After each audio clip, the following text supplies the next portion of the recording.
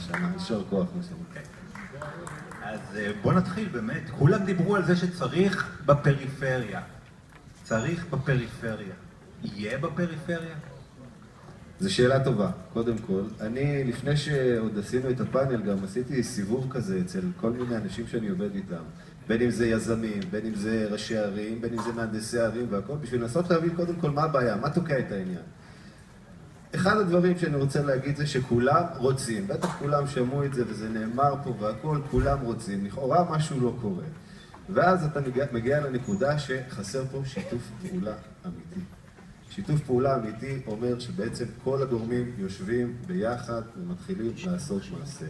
אני אתן לכם סיפור שדיברת, ציינת את אבי, אז אני אתן לכם סיפור אפילו אישי, אני בתור ילד, אפילו בתור נער, כשאבי עוד נבחר להיות ראש עיר, ככה למען גילוי נאות, העיירה הייתה בקריסה מוחלטת. 35% אבטלה, מפעל סולטם שנסגר, מי שמכיר את ליל הכלבים, עם הצמיגים שבערו שם ועוד כל מיני דברים. כמה היית? אני הייתי בן 16, אז אני זוכר את זה טוב, משהו כזה. קריסה מוחלטת, עיר, עיירת פיתוח, מסכנה, בוכה, כואבת, באמת אין מה לעשות. לכאורה המצב קשה, אבל בעצם ראש העיר, שאותו ראש עיר שנבחר לצורך העניין, החליט שחבר'ה, הלך ליזמים של סולטם לצורך העניין, אמר להם רבותיי תקשיבו, תנו לי את המפעל שלכם, אני אעשה עם זה משהו, אני אעשה עם המפעל הזה משהו, תנו לי אותו. הלך לממשלה, רבין דאז, זיכרונו לברכה, עזר ותמך, הם כולם לחצו על סולטם, קיבלו את הקרקעות, קיבלו את השטח, וראו איזה פלא. כל הפארק תעשייה הזה עבר פינוי-בינוי רק בקטע התעשייתי, כמובן, והפך להיות פארק ההייטק, היום זה נחשב עמק הסיליקון של הצפון. ותראו מה קורה כשממשלה למעשה נרתמת ביחד עם היזמים, ביחד עם התושבים, עיירה שלמה בעצם שיטה גם את כל המהות שלה. החינוך הפך להיות חינוך מחינוך למסגרות, הפך להיות חינוך לתעשיות ידע ומדע, כל מערכת החינוך השתפרה, כל נושא התעסוקה השתפר. בעצם שדיברו קודם על השר המשפיע ואמרו את שר הפנים ואמרו את שר השיכון, לא אמרו שר אחד ולדעתי זה שר השיכון האמיתי, שר התחבורה. כביש 6 הוא שהביא את יוקנעם היום לאיפה שהיא, ויוקנעם בעצם הפכה להיות אחד המקומות הבאמת יותר מבוקשים. אני אשאל כמיקרוקוסמוס בלבד, יוקנעם כדוגמה אם דיברת עליה, יש שם תמ"א 38? אז יש תוכנית לתמ"א 38 למשל, אבל גם שם, תוכנית לפינוי-בינוי, אבל גם יש בעיה.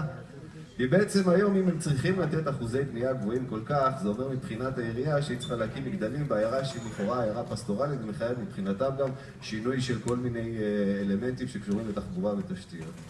ופה באמת יש הרבה קרקעות למינהל, והוא יכול לתת קרקעות כפיצוי ליזמים בשביל שהדבר הזה יתקיים. גם הרבה יזמים אומרים, אני רוצה, יוקנעם זו עיר טובה, הוא עיר מוצלחת, אני רוצה לבנות שם. אני אתן לך דוגמה נוספת, קריית ים.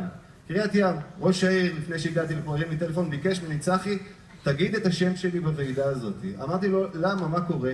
יש לי רצועת חוף, אני הרצועת חוף היחידה בקריות, שמסביבה יש למעלה מכמה מאות אלפי תושבים שיושבים שם, ולאורך החוף בנו בשנות ה-50, רכבות, כשכל הבתים הם בכלל עם הגב לים.